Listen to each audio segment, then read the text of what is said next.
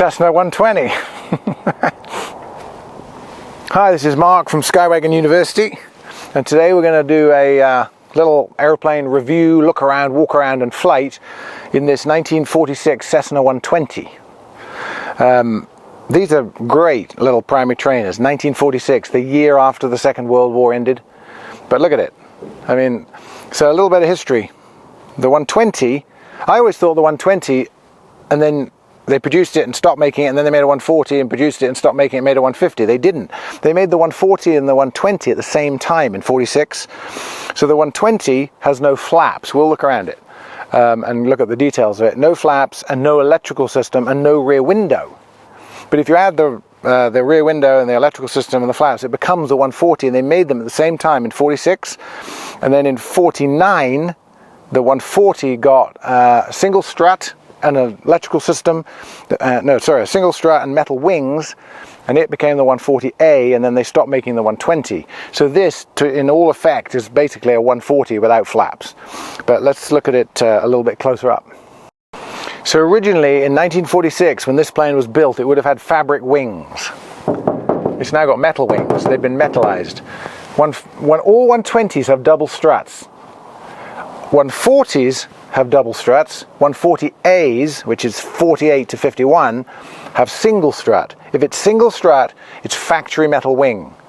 So this was fabric, and somebody's in 1951, this one was recovered with metal to make it more like a 140. It's even got a landing light and things in it. You'd think, oh, metal, it's going to be heavy, use up my useful load. But actually it only weighs 16 pounds more metallized than it did with fabric on.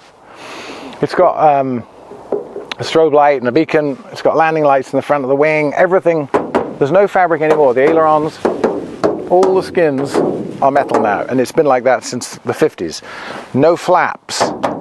So a 140 would have little flaps about this wide, like an early 170, not Fowler, not the big long ones that you see on the later planes, just a little flap that just comes down, you know, about that much.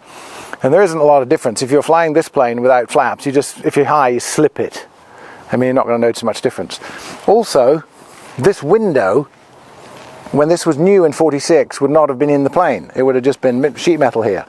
So 140s had that, so they've added it to this plane to make it look more 140-ish. All metal fuselage, all metal, everything, all this was all metal from the factory. That tail stayed on the 120s and 140s. When it became the 150 in 59 with the nose wheel, everything got square. So the round tail is on the 140s and the 120s, and this idea as 4 seats with 2 more cylinders would have become the 170. So talking about cylinders, let's look at the engine. So the engine, 2 little over-center latches, but just for safety, some people put pins on them, little wing nuts on them, just to hold them shut so they don't open in flight. So you just latch these like this, pop the hood. There it is. Look at that beast. So that the cowling's 2 feet long, and the 6 inches of it is engine.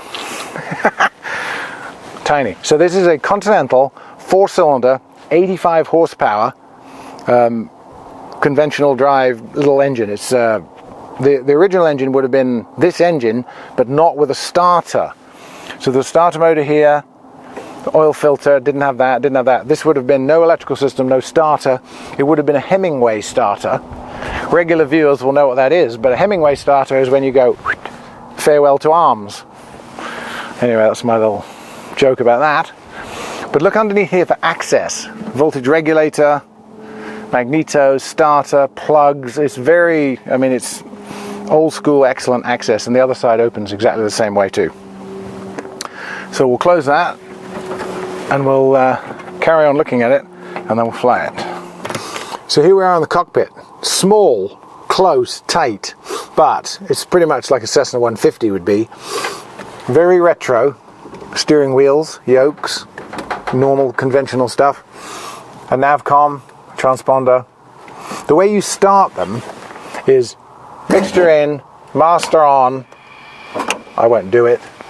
Big mags on, and then you pull the starter.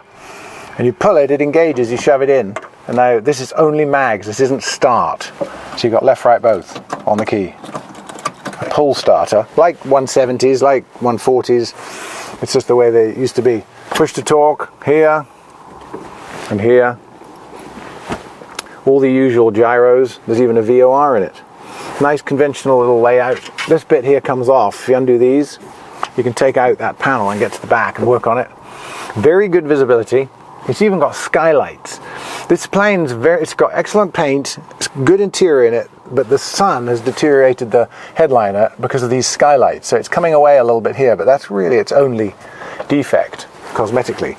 But very, very sensitive on the controls. Pitch, tail wheel. The tail wheel is amazingly sensitive with no brake at all. You can just, which might be a detriment. We'll fly it and see. 2 seats side by side. The fuel selector is here. It's left, right, off, and it holds 21 gallons of gas. 12 and a half aside, so it holds 22 aside. Trim is here. A little baggage area in the back.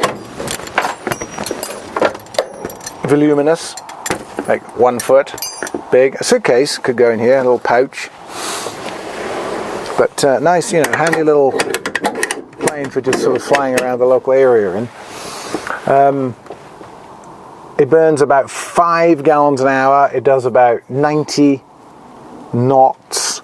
It holds 22 gallons, so you could do 3 hours in it.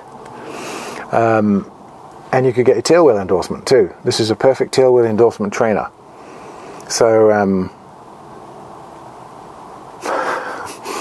let's look at some more stuff. So the tail wheel and the rudder obviously are linked. There's a spring here to take up some slack, but the rudder pedals come to this little actuator here, which moves the rudder as usual, and then the springs come down to the tail wheel. It's incredibly responsive. Look, if I lift that up,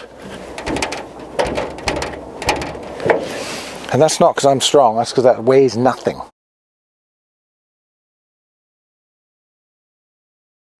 Okay, starting. On, prime, crack, pull.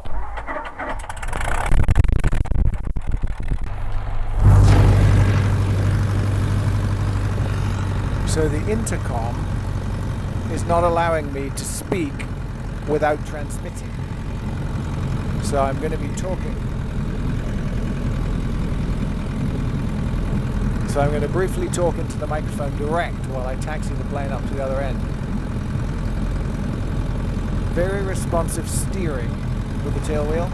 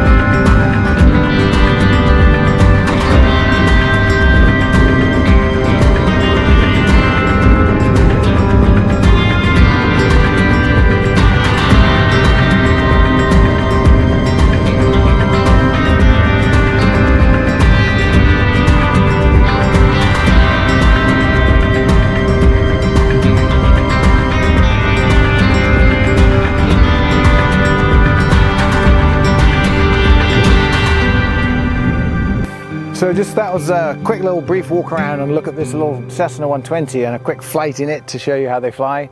The other thing about them, when I was landing it, it's got excellent brakes because it's got little Cleveland wheels and brakes on it now, as opposed to the old Goodyear internal brakes with the shoes. So you've got to be careful with it. So don't brake while landing. It's just let it wheel on its own and put the tail down. So excellent brakes and wheel pants over them too. Bit retro. I can't even do the old Captain Morgan on it. So we do this like airplane reviews. There's about 150 videos.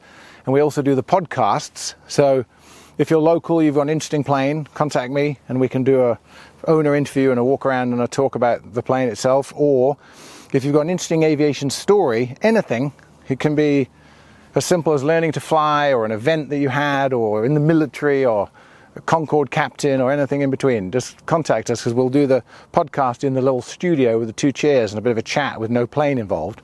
Contact us about that. Those are popular. And if you like it, we've got a subscription here. You can click on that and a bell for notification. And we're going to be doing, now that summer's coming and more planes are arriving, we're going to be doing a lot more of these videos. So thanks very much for watching.